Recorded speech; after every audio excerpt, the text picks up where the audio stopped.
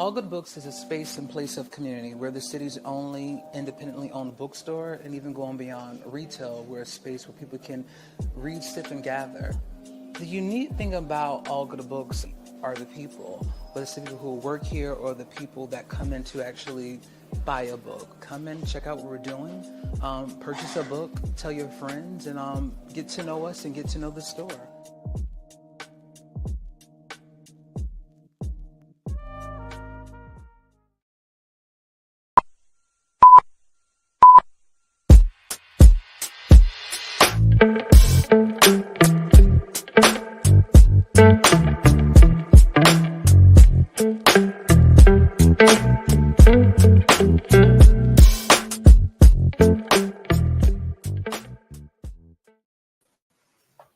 Hey everyone, my name is Brandon Chris Wilson. Thank you for joining us online, and thank everyone who's joining in the audience tonight. Got a full house tonight. Give yourselves a big hand. If you're checking us out online, we're at All Good Books in 5 Points, as you just saw in the promo, 734 Hardin Street in Columbia. And it's a beautiful store, plenty of books for us to be here to broadcast tonight. So we're thankful to you for doing that. So for everyone, if you have not been to a soul care sessions before, there's a reason why we do this. This is our way of inviting the community to come together, to have discussion, to have testimony, to let everyone know that you're not alone when it comes to what you're dealing with in life, and then also some things that you may have dealt with in your past that may not have been addressed before. And this is our way of being able to extend that to the community to create a happy space. That's what we want to do, create a happy space. So we're thankful everyone's here to join us for the discussion tonight. So it's all about trying to be our best selves. That's the main thing we want to do.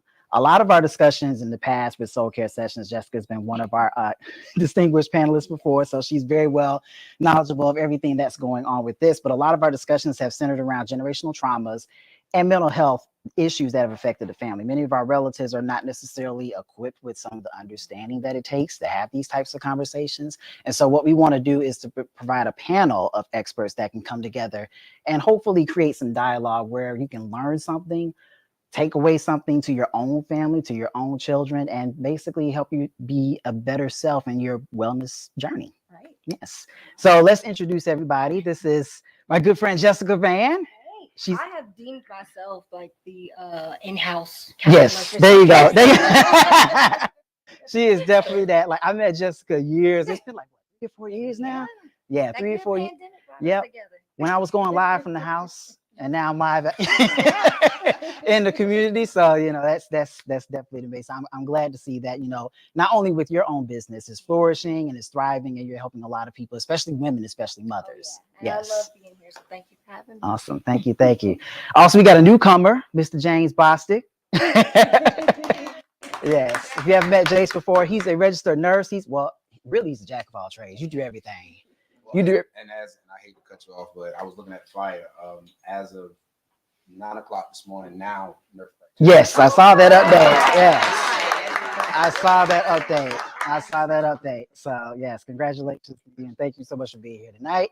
And also we have Sierra Artemus. She has also been on the show several times as well. Yes, Soda City Live, doing great things over there. We kind of launched the program and took it to new levels of where things are. So I'm enjoying that. Also, a good friend of mine, Walter Griffin, who is joining us tonight. He's a high school educator and doing great things in our schools as well. So he's going to provide a little bit of expert insight tonight in terms of what it takes to. Well, I guess he said he hopes in terms of what it takes to, you know, talk to your children. I mean, especially, you know, you work with children all the time. That's the main thing. Being able to have conversations with them and help them on their journey in terms of developing their own self-identity. So So my inspiration show is centered around the Kirk Franklin documentary. If you've watched on YouTube, it's about 30 minutes long, but this documentary details a deep, dark secret that Kirk Franklin actually discovered when it comes to his family. The mother who raised him was actually not his biological mother, but then he also discovered that he had a father the man that died, he thought that was his father, but then he discovered that there was someone else who was actually his father. And so with that, He went on a journey to figure out, let me confirm this information. Who is this man? Is he my father? So he took a DNA test. He discovered this man that's been living, that's been close to him all of his life. He's 50 something years old now, was in fact his father. So then he took a second DNA test to confirm it. And just so happens that this man is his father. He presented the information to his mother, who he's had an estranged relationship with for all these years. And she basically denied this. All he wanted was to know, Mom, I just want to know the truth. Can you tell me what's up with this situation? And she basically denied that. I think everybody on the panel has pretty much watched the documentary. So the reason why I wanted to discuss tonight is the fact of validation. Because in that documentary, you saw literally he's almost like a boy again at 50 something years old, going back to his father, going back, well, now this his mother and asking for, that validation from, I need to know that this is the truth. I need to know that you accept this. And she didn't. So Jessica, starting with you, can you talk more in depth about how that looked So when you saw it? Validation is really tricky because validation is for people. Okay. However, we don't exist in all these other influences in our lives, our mothers, our fathers. With Kirk specifically, and with a lot of us, it is our younger self that is searching that validation. And I'll be the first to say, me too.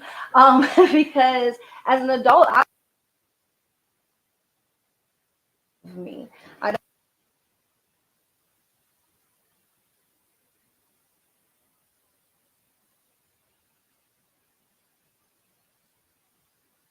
And so that father about who we are is so significant. And so I actually have not seen the documentary because trauma. Yeah. Because and you summed it up great.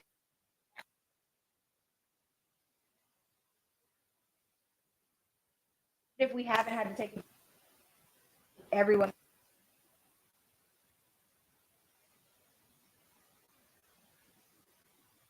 intrinsic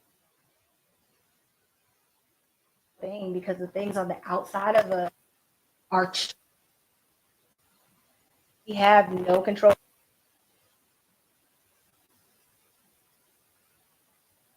What we said.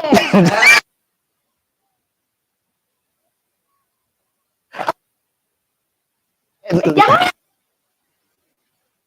So, control is Yes, I would agree with devices, that. I would agree with right? that. Yes. We merely have influence. The things we say and they result in the things that we want control it.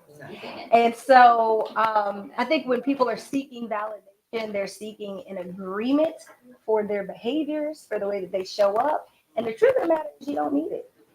The truth of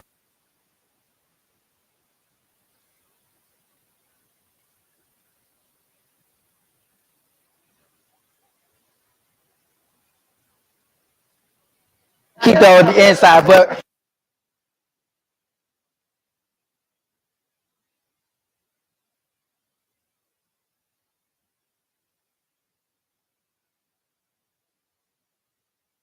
my family in their time of need for at least an hour.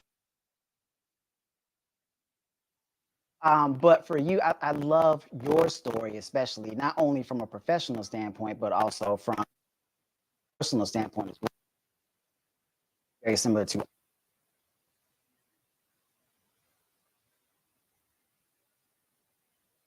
things.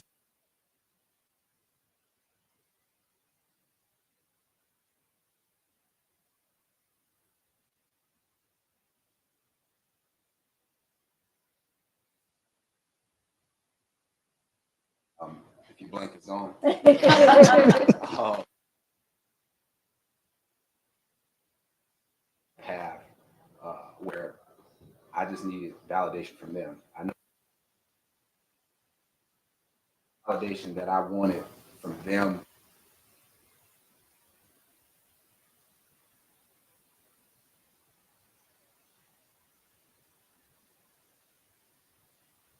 Well, outside, she would make me phone, but you would have to that one page, turn it in. She would make her correct. You would have to revise it and do it over, turn it for a final grade.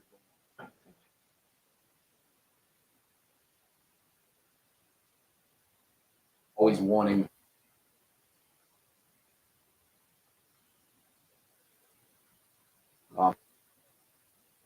goodness and love. My story, like Chris was saying, is so interesting because it inadvertently put me on a path of. I'm also an actor, professionally since 2016. Drama class. It's put me in all.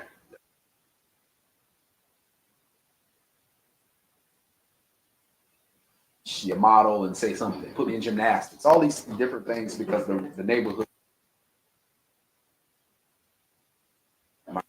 Home. So owns a funeral home down in the Low Country, a big funeral home. So I was granddaddy slab. So the trauma, passion, all pain, it is fueled by that purpose, fueled by the passion that helped me get to where, lost sight of all that stuff because I hated it. I wanted to run away from it.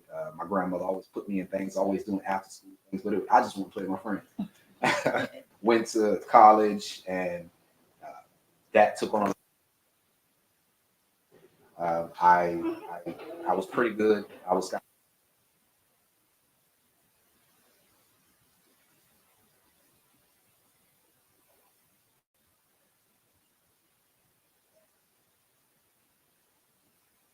I said, you know what? I don't know what it was, God. And I said, you know what? Let me look up. Just trying to seek that validation because every time I would look at on TV, I would come here.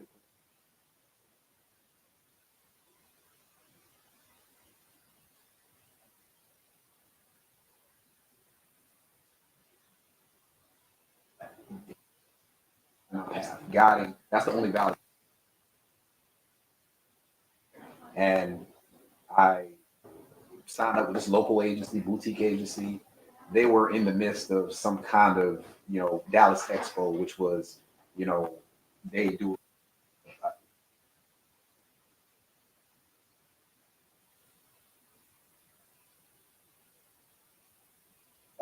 It was of all people that we're talking about now, it was Will Smith's monologue Hitch. And, so it was in Dallas. We got to Texas and like, I don't know what you got planned for me because I'm moving blindly on faith right now.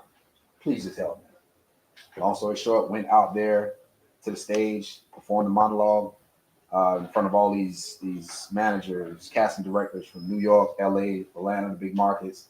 And I won best overall monologue. And that's where everything kind of took off. And then fast forward to here, which we can't really get into, but I'm signed to like 3-4. I'll be having my first big co-star that I got. I can say it is a Marvel series that'll be on Disney Plus. You're gonna work forever. That'll be on Disney Plus. Was supposed to be December, but since the actor strike, we're currently waiting to see. And then have another project that's out right now, Complicated, that's being shot on BET Plus right now. But through all that, I've learned that, it's not the validation from the crowd that I need. It does come from within. Being a nurse and hearing the stories of so many people, they just want to be heard. Mm-hmm. They want to be better. They want to be validated, and I think it's real important that we look each other in the mirror and we see ourselves and see that validation that is already there, that we don't need it from this person, that person. I don't need it from a casting director. I don't need it from a patient or one of my doctors. I just need to be present and knowing that everything that I do, I'm doing it in good faith. I'm doing it in the eyes of the Lord, and that everything's gonna, come out on top in the end. So absolutely, that's all I got. Yeah. So you heard it here first. So when he's already in the big time, but when he gets even bigger, y'all can say, "Hey, I met him here." Yeah. So. Yep. Get your selfies in tonight. So yeah, Sierra, coming to you now. So we've worked together, in TV news and so we can talk all day about different levels of validation that comes from that and how you're not validated a lot of times. I mean, we got stories for days, but from a standpoint, I think that you've survived a lot within the industry of making a way for yourself.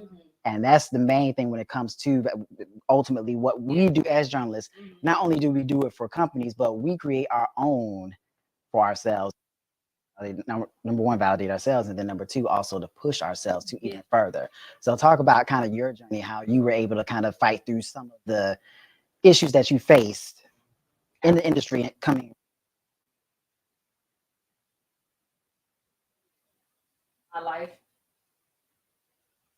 But when we talk about I actually here's a finished undergrad, but I finished. Wasn't necessarily, but pressure that I put on myself because I made a pact with myself when I was in kindergarten after I was forced to walk all the routes that that I was going to go to college because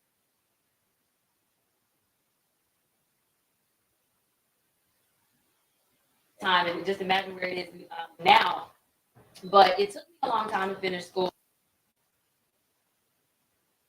license, and so I kind of hang out of my kind of. I felt like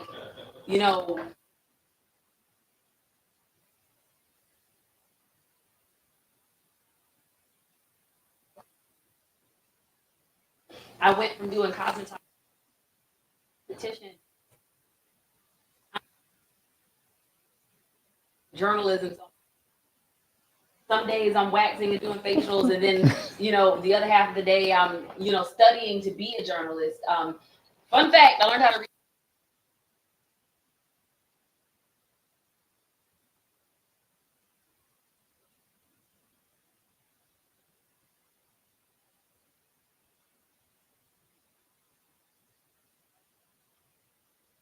I would go, but I give you all that just to give you the backstory of why validation.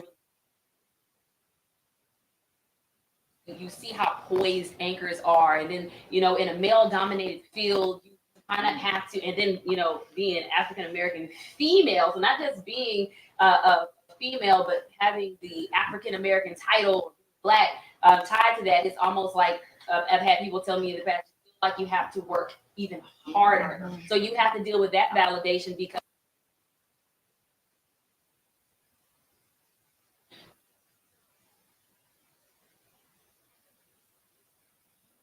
in this field for a while. And remember, it took me 11 years to finish undergrad. So in where I was before I got here, now I feel I have these feelings I've never felt before because I'm very competitive. I'm very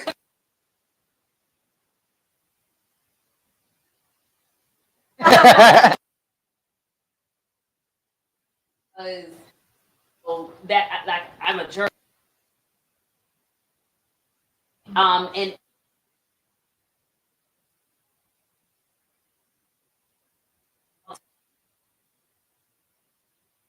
And when you don't have the same upbringing as some of these people experience things that those people may not have even mentioned, because I'm not going to say they have it, because more and more people are hearing about some of their experiences. Sometimes you wonder to yourself, how do I measure? And as a producer, Brandon Chris, as I call him, Brandon Chris, can speak to is it's you have to have things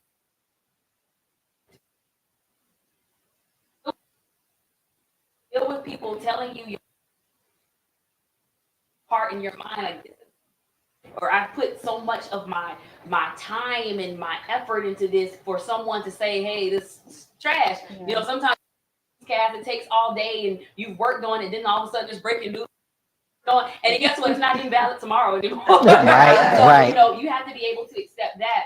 But I have dealt with, and now 6 years in working in journalism, I dealt with imposter syndrome. That's something I had never dealt with in my life. Mm. You know, feeling like I mentioned earlier, like you don't measure. So you're working even harder and burning the midnight oil, as my mom says, burning your candle on both sides and in the middle. Like I'm basically just straight wick here. And, you know, just trying to prove myself, not just to the other people, but to myself. Mm-hmm. Mm-hmm. And trying to prove to myself that I deserve to be here, instead of, you know, looking at the bigger picture of, you know, what I have accomplished and being just appreciative in that space. And I am a firm believer that God won't elevate you until you are, you know, That's right.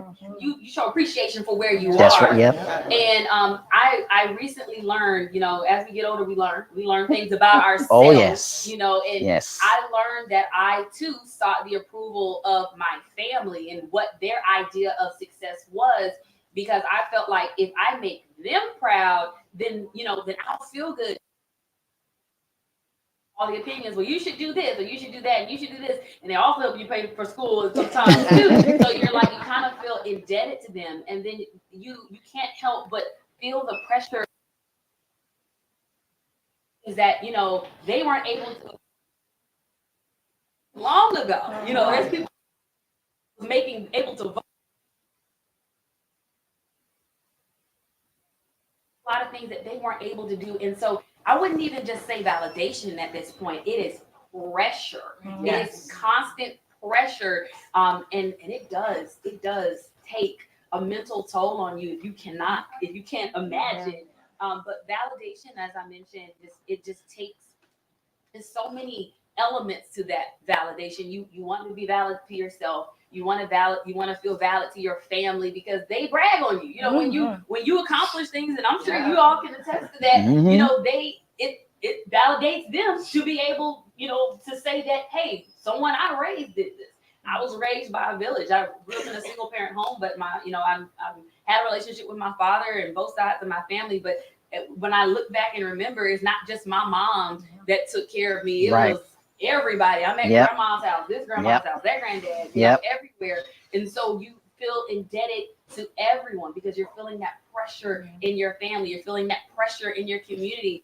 And I can't even get started on the community because other people, you know, I have learned that I have to take a deep breath and be me, because that's who I am. It is so much easier for me to be myself, because I felt like, you know, with that expectation that I had to meet this criteria, like there is this unwritten criteria of what someone on television should look, sound, act, do. And I know I'm very unconventional. I try to be classy. I try, but I don't hit the mark. I don't check all the boxes. And I think me feeling that pressure from the community as well, wanting to be who the world or the community expects. Huge fundraising event not too long ago. At that point, and I said, you know, they get me. I joke, I laugh. I that's who I am. And you know, some people, they just expect you to sit pretty and just be that. And I have found that being my true, authentic self has gotten more of a response. Who I believe, or who others expect, right? To be. Exactly. Yeah. So that's it in a nutshell. And Brandon, if we can, before we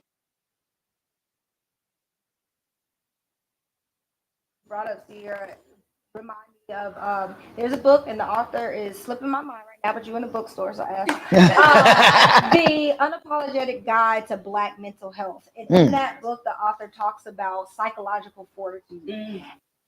To find intrinsic validation, you have to have the psychological fortitude, the psychological wherewithal to keep pushing, to set a standard for yourself, and to recognize the sacrifices of the people who came before us, but then also acknowledging that as right, like I'm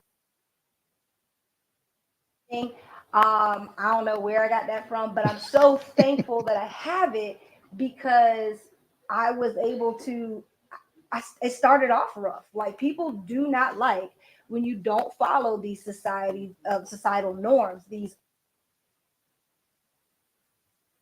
what Sierra was mentioning, imposter syndrome. We all experience it, right? At some point.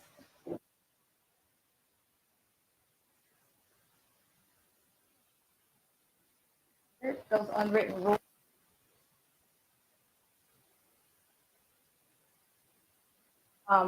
If you know the study of epigenetics, passed down of trauma and all kinds of different things, I also pass down culture within our bones, right? Mhm. African culture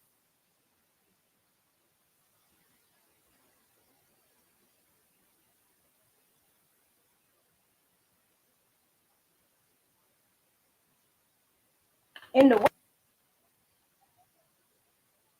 that rugged individual up on my bootstraps and you didn't, but that's a whole get into this mode of I can do it myself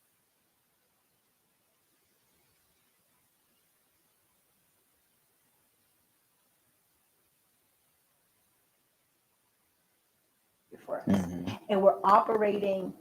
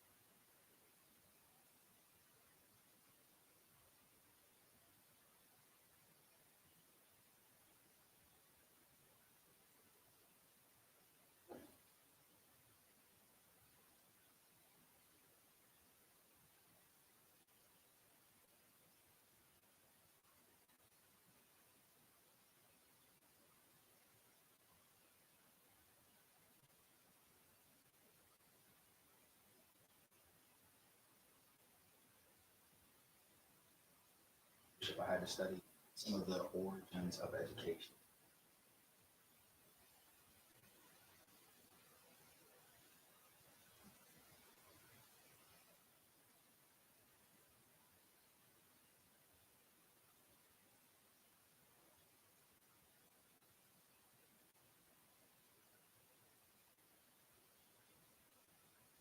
That same way, right? We weren't a part of those classrooms. Nothing changed. So we're talking about centuries old practices that are still in place. So when I left, because I worked for Blue Cross or whatever,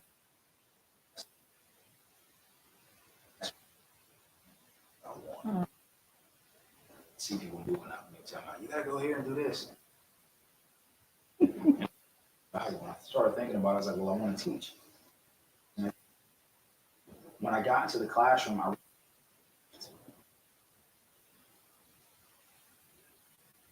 take a silent moment.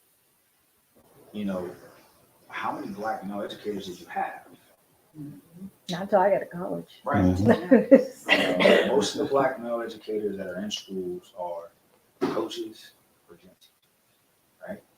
I had one who was an actual core teacher, Mr. Thomas Preston, one of the greatest human beings ever. He made me appreciate science, right? He never, to the fact that he was black and blue was black.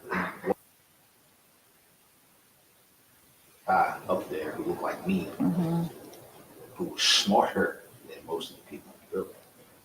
Wow, you can be smart and be okay, you know. So that was a value for me. So I got this because I didn't want little kids to grow up, and there's science that says kids do better. All kids of all races do better when they have a black male educator at their younger years. Um, Gentleman Sharif El-Mekki, he spoke about black male educators are always brought into the classroom as an afterthought, right? Where younger white women who predominate the industry, they're introduced to the classroom, third, fourth, fifth grade. Hey, you should be a teacher, third, fourth, fifth grade. Black male educator gets through college and it's like, yeah, ain't got nothing else to do. Go teach, right? So they're not even really passionate at all times. And what are you going to teach? I don't know. Playing sports? Yeah, I play this. Go coach. And then they find the hole, they put them there, and that's that, right? Fortunately, at my school, we have a good bit of black male educators. A lot of them are coaches, you know, ironically, but there are a few of us who aren't. And these kids are constantly seeking validation because they operate in a space that wasn't created for them. They don't see people who look like them. Most of their teachers don't understand them. And I had one of my administrators said to me today, she said, you see the students, you see there's a person inside of that rough shell in front of you. It's like, well, yeah, because if people would have only looked at my rough shell, they would have never known that I grew up in a two-parent household. And, I was raised with morals and values, but I did a lot of stupid stuff, right? But if I was just judged based off of those actions as opposed to who I was on the inside, I would have never had a white woman, Miss Troxel. She was my IB English teacher. She took me to a monologue reading contest for the read Shakespeare. She said, you really can inflect words really well. I want to take you to this thing. I didn't care about Shakespeare. I don't want to do this. Who cares about that, right? But she made me go. Exposure. Right? She saw the person. So that's my goal, is because these kids are always looking for just something. They want somebody to see them. And the kids wake up in the morning, parents sometimes yell because parents are stressed, they're tired. So we start off, we yell at our kids in the morning, yell at our kids when they don't do what they need to do in school. They got yelled at school for doing everything. It's constant attack on them. But we don't look and see them. But we're talking, got to be hard on them because they got to be 2 times better than the next person. So you got to be tough, you got to be structured. It's like, yes, you got to be better, you got to be great. I don't have to tear you down. And I have to do that. I love this so much because all of Brendan's friends are smart. But you're absolutely right. And another way that we can help to build our children's intrinsic validation is to acknowledge them as human beings. We were up here talking about our kids, and they come with whole opinions and attitudes, and they know stuff. They're little human beings, right? Right. And remembering that we are not raising our sons and raising children, we are raising adults. We are raising world citizens, somebody's husband, somebody's wife, right? And we have to, they come here, I say, knowing who they are, right? Yeah. They know who they are already, and they will tell you. They will tell you. My 4-year-old is a gymnast, not because I did gymnastics. His mom is not coordinated, but she told me at 2 years old that she was going to become a champion gymnast. I don't know where she got the word gymnast, and she carried around a Simone Biles book. I said, okay. Like I put her in, son, crazy athletically inclined, right? And we see a black boy that is athletically inclined. We say, oh, you're going to play on somebody's sport team. But he told me, Mom, I love music. I love art. I want to act. I want to do musical theater. And I was like scared for him because he's a little black boy with locks who wants to do theater. What are the people going to say? What are the people going to say? And then I realized, I don't care what the people are going to say. Are you happy? F them people. Yeah. For lack of better term, F them people. Right. And I raise my children to tell me their thoughts and feelings. So when I wake up hollering, Jackson will tell me, do you need a moment? It's not just that, you raise your kids to have a sense of self. Right. There are so many kids who come through my classrooms who don't have that sense of self because we are raising little adults. But when I look at my kids, I see little me's. And they always say the hardest thing for you to do is discipline you out of your child. And I'm looking at this kid and I'm like, I know why you're doing that. I know you can't articulate why you want to do it. And this goes all the way up to my 20-year-old daughter. It's like, I know why you're doing it. And then my 17-year-old son, who is a little, I say little, but he's taller than me. It's like, dude, if I could fight you, I would. Yeah. But I know they'll call social services. He acts because he's me. Right. Yelling at them, things you do. Yeah. That sense of self. Right. I give them a sense of confidence in knowing you don't need validation from your peers because they can't do much. You can put that network, but they can't do anything for you. You have to validate yourself. That's And he has that. Yeah, it's such a beautiful thing to see. My son is often mistaken for a girl because his hair is really long. And the last time it happened, I said, "That's enough. We're gonna style it, and they're gonna know that you're a boy." And he said, "Is that for you or for me?" Whoa. And I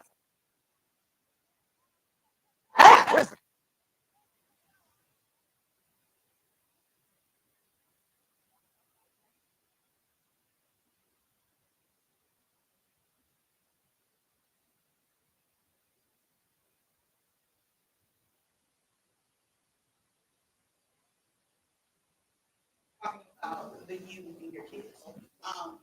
Have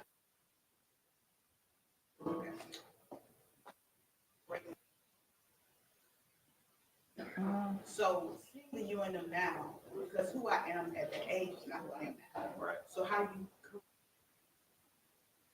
now? I've gotten older, like, yeah, you should move like that. And I was growing up at this. So now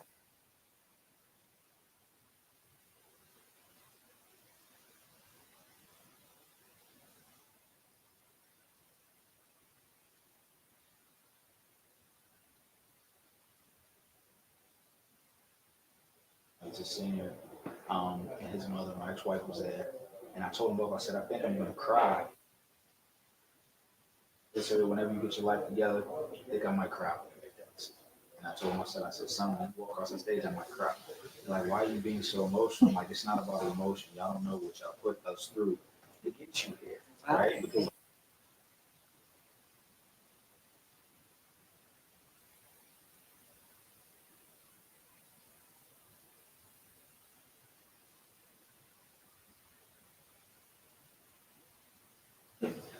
as a father, ethically with that one, right? But that's a whole another soul session. So I took the approach with my son in particular, because the more I pushed, the more he would push back. And I saw that. And I'm like, well, you're just being like me. And I would try to fight through it. Like, nah, you can't do this. It's not logical. I began talking to him for who he was. Saw him as who he is. Like, this is you. This is who you are. So I know why you're doing it. I know it's not a great decision for you. But guess what? Here's the consequence. Here's the opportunity for success. He's in school with me. He doesn't do well. I tell his teacher in the heart, don't call me. Yeah,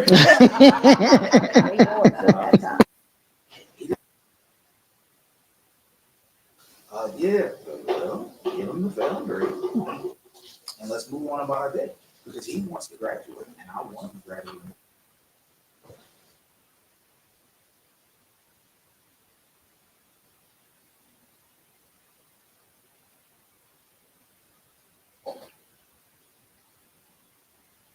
And once I started seeing him, he's not getting leaving him the space would be the genius I know he can be. Right. When it's hard, it's so hard because it's like, dude.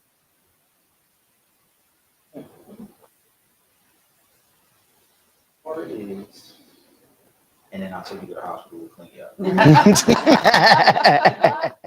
No, like he has to live those. Like, I can't fix it for you.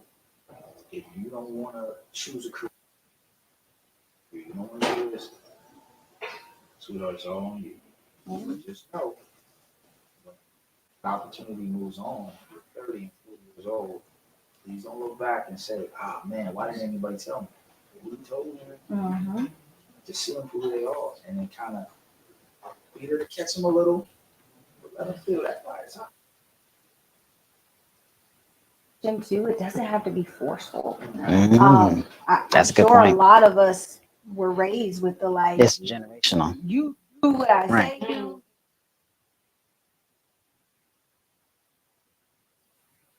Kids learn by example, right? So they but think about yourself as a shepherd, right? The shepherd doesn't go in and like push the sheep over. This is the way I want you to go. They kind of create the fence. They kind of stand between them. And sometimes the sheep gets out. And then, you bring them back. guide them back gently. Mhm. With our children, when they get out, you have to ask them questions. You have to say, like, tell me about this. I don't know. I'm still working on I don't know, but it is a valid answer Mhm. because they don't know. The frontal cortex doesn't even develop until like 25, 26 for some guys. And it's So Wow. I don't articulate. they don't know how to. You know what else is a valid answer? Because I want. I just did it because I wanted to do it. Things that don't make sense. But I did it because I solely wanted to. because I want That's to. right.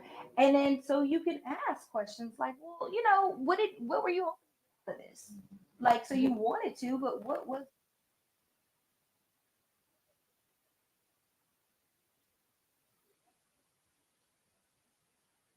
Okay, because Okay, there's a little different. I need to talk, but in addition to not, yes, there are boundaries.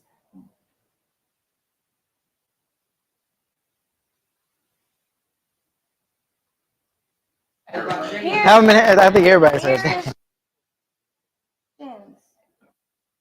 They hear it, Mhm. right? So people say, I don't argue in front of my kids. Why? Because they need to hear you argue. Then they need to see you make up. They need to know the process. You need to be, mommy and daddy are fine.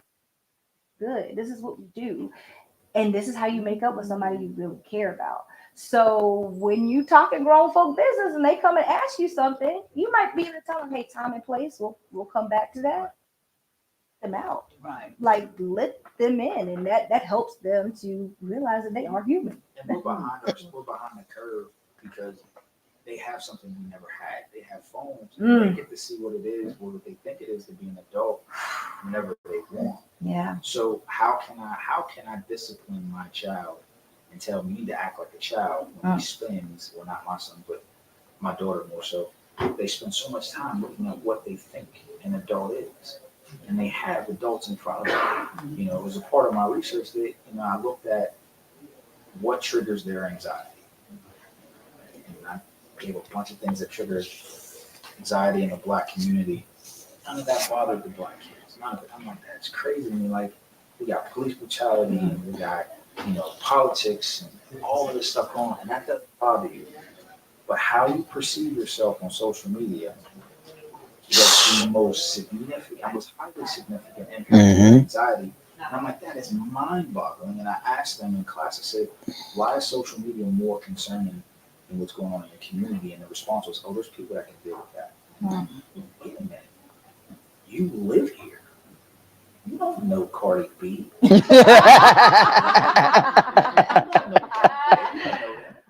Boy, we could talk about social media all day. There's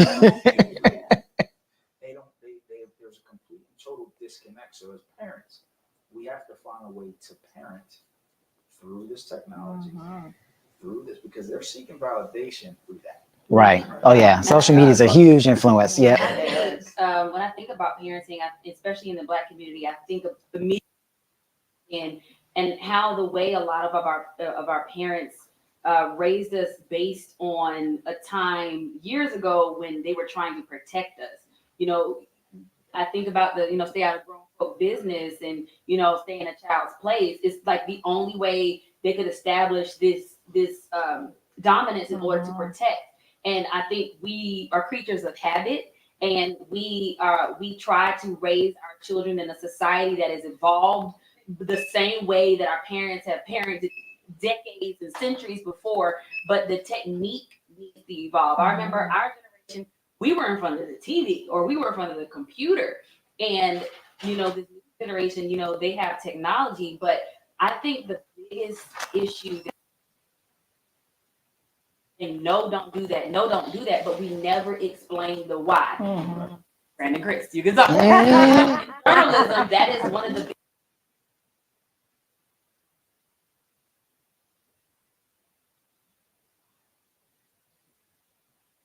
my son is 3. He'll be 4 in November. And while he's very young, I have developed a show of discipline.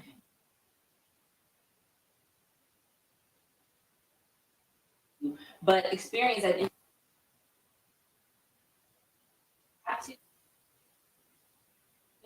or wanting to protect our children, sometimes we are a little hard, and I have seen the effects.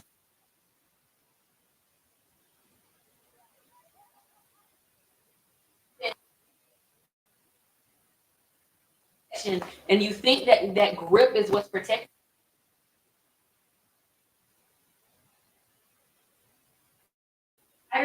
The grip we have on our children, the more we're going to have them slip through our fingers. And Jessica, you mentioned the sheep coming back to the flock. I was about to say preach, you know what I'm saying? A word in there somewhere, but I think we have to be more perceptive and slow anger and judge, because sometimes I think we forget that, you know, even if our kids weren't around, we were learning a lot of these lessons. We can use those lessons that we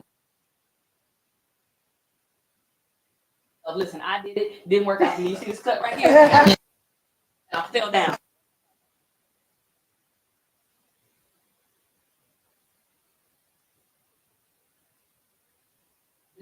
My grandmother, she's passed away, I think 18 years now, but her favorite thing was always, I'm not going to sit in the emergency room with you. Because she was a nurse. She would sometimes explain a little bit more. So say you permissions on my son's YouTube. He has a kid's YouTube, but there's still things that slip through. Yeah. And if I catch it and I have to explain to you now what you saw, because if you internalize it based off of what you know as a child. Right. You know, if I've never seen blood before, I had a friend whose children experienced trauma, they associated with spaghetti, you know, or something that their brains have experienced because they haven't experienced everything that we have. So when your kids see things, or even if they're older kids, you have to be able to explain the experience that we have. Yeah, you bring up the point, because we have to teach our children how to fall. So broken arms, y'all. Can't do it no more. Put your arms out. We did that. Like, my husband literally was like, "Look here, boy. This is how you fall. This is what, you know, this because the whole conversation is important. Like, I mean, showing him jail, but showing him how to fall, and there's such a good lesson in that, because they don't know this world. We didn't know this world, and I was talking about being in college and going to those parties. I used to get picked on because I would call my parents, no matter where I was going. Now, you only know what I'm doing, but I'm going to Florida. So I'm going to be in Florida for 2 days. And people were like, "Why are you calling them?" Because I know my mama going to come get me. So if FAMU burned down, I don't want Pam to be like, "Oh, not my baby," because she had went through it. I want her to know. I want her to know.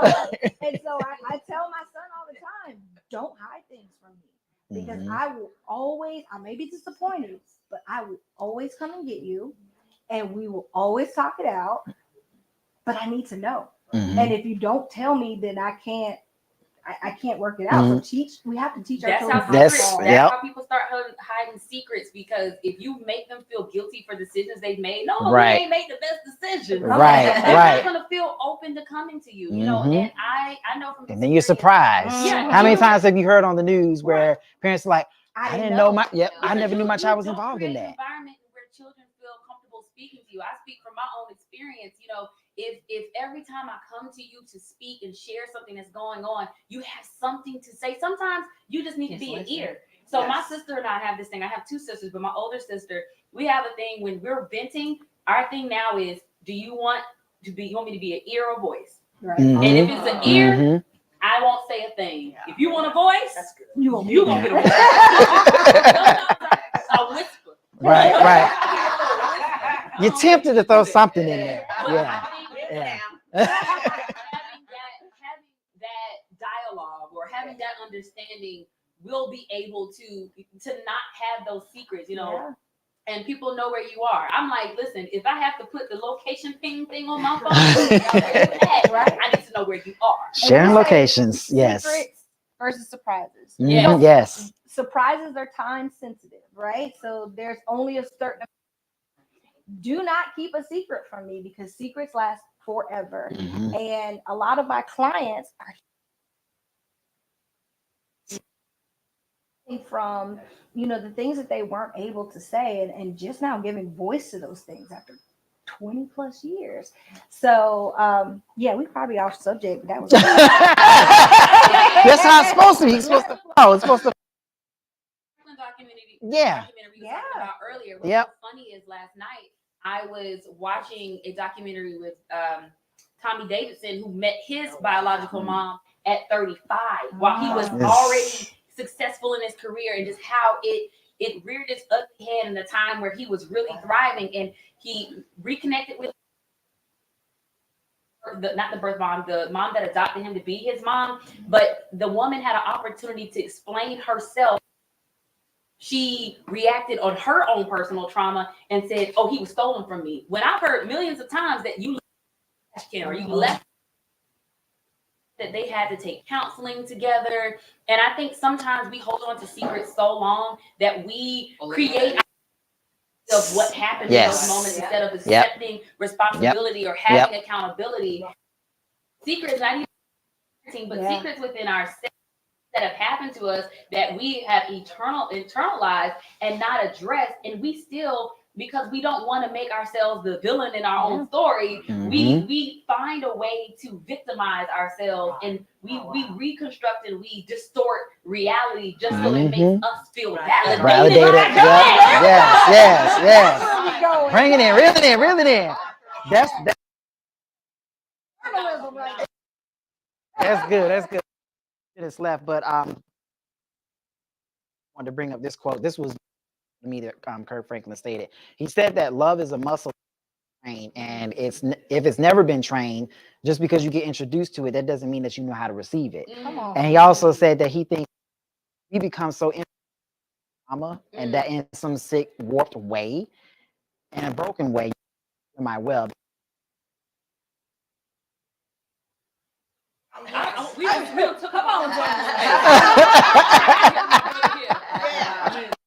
I mean, just piggybacking off even going back to parenting, the validation in the phone. I think it's just incredible that, like with my daughter, for example, my wife, every Wednesday we take her to the library, and this white woman.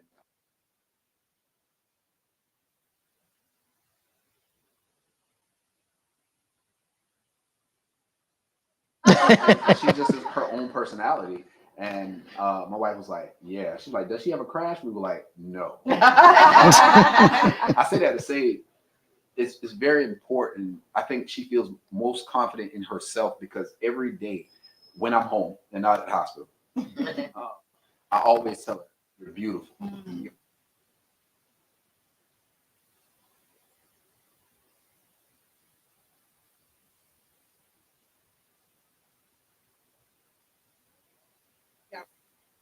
And it's crazy because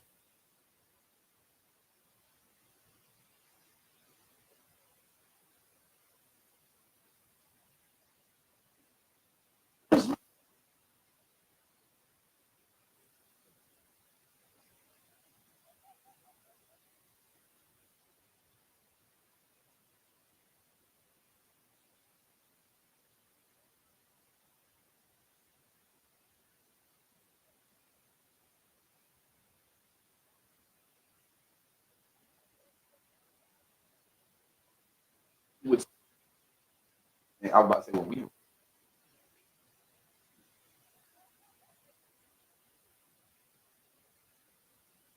she would always say that, I want to be different from what my parents taught me.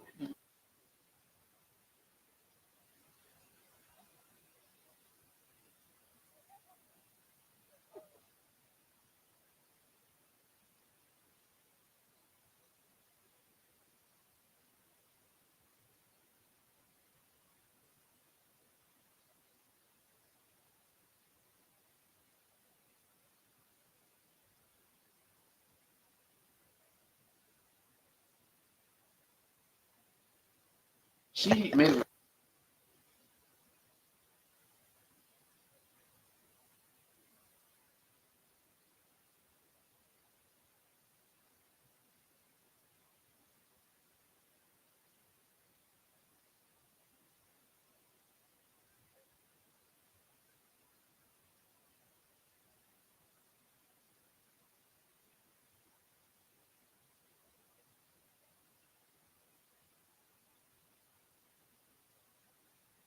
personality in the midst of technology that is currently validating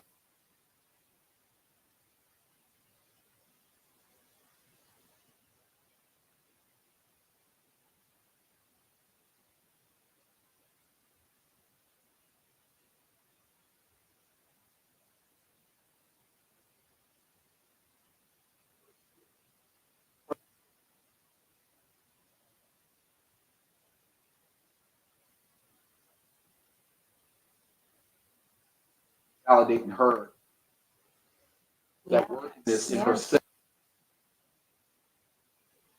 Look,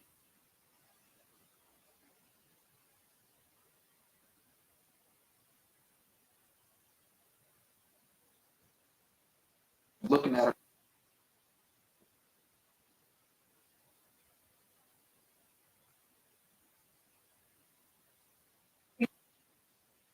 Voice because kid, you were so quiet. Now I would of like I only know myself broken. It is one that gets me every time in every session because every therapist got a trauma. I'm just gonna tell you that. You are who you are in spite of, like not because, but in spite of. You've gotten through 100% of your worst days. One of my really good friends, Chrislyn Howard, hope you're watching, but she says like you did it. Like that's anytime I talk to her, she's like, you did it, because yesterday was hard for me. Today was even harder, and I'm making it through. So, Kirk Franklin is who he is in spite of this. Right. In spite of receiving what he may have needed from his mother. We have to remember that parents are simply human beings with children. There you go. Who There you have go. birthed children. I used to think like, oh my God, once you become a parent, you're perfect. You got it all figured out. This is manual, but you will be shocked to know there's no manual. And I tell my son all the time, I'm making this shit up as I go along. That's honesty. That's honesty. There you go. That's honesty. I ain't never done this before. Okay. Okay. That's honesty. And I think to your point, I mean, even going back to Kirk Franklin with the documentary, he starts by railing off his acknowledgments and the things that he's done. 15-time Grammy, all the accomplishments that he's done, and he's still that little boy. Yep. That wants Yes. validation from his mother and not having a father. And I see them trying to wrap us. I have to say this so quick. Yeah. All of your pieces are with you. Okay, even though they feel broken, it's all with you. That little boy is always there. Okay, go ahead. Okay, right. I was looking in the back. I'm like, they said, wrap this up. Go ahead. Okay, so I'm thinking about social media. Social media is basically reels. They're highlight reels. So if you are living a real life and you are watching highlight reels, the exciting and happy parts of people's lives, of course, it's gonna make you depressed because you are living in your depression and no one's highlighting the depression either. Boom. She got that in. Now repeat it back. Now explain.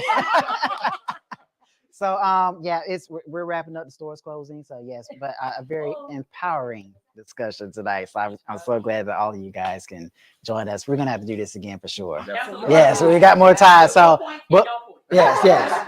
So while we are still on live, I wanted to give a shout out to one of our supporters. Artemus is the owner of Sassy Jules candle making. So she does her own candles, hand pour candles. Great sense out of Charleston. So definitely support her. Yes. Sassy Jules Candle Company.com. And the box is nice too. Yeah, she did that. And so she actually does candle making, like you've heard of paint and sip. Yeah. Well, listen, take one if you want. But you've heard of paint and sip, but she actually does candle making and sip in Charleston. So so it's great. Yeah. Support your minority businesses. So thank you to everybody who's been watching online. We're gonna mix and mingle a little bit before we get out of here behind the scenes. But another Soul Care Sessions, wrapping it up. In the books.